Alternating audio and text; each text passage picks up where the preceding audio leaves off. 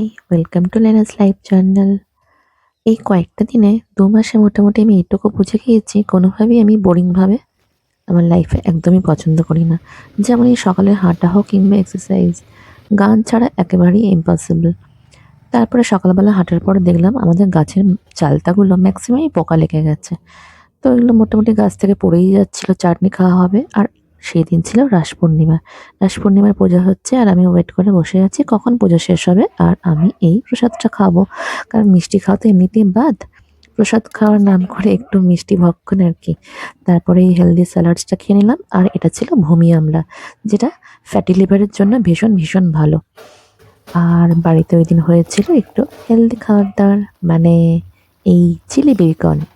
কি মনে হচ্ছে এটা হেলদি কি হেলদি না? একদমই হেলদি, কারণ ডিপ ফ্রাই নয়। একটু সস-টস দিয়ে মোটামুটি বোরিং খাবারটাকে একটু চটপটা বানানো হয়েছে।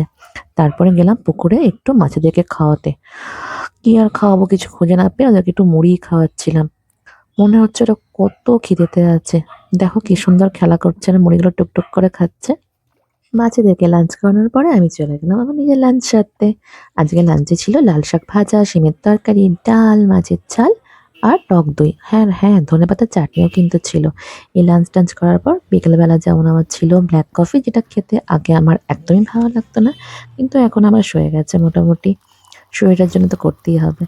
তারপরেই বানাচ্ছিলাম ভাইয়ের জন্য একটা গোলা রুটি, এতে দিয়েছিলাম একটু কাঁচা লঙ্কা আর চিজ, যেটা পেয়ে আমার ভাই তো কি খুশি, ওই দেখো ওর হাসিটা।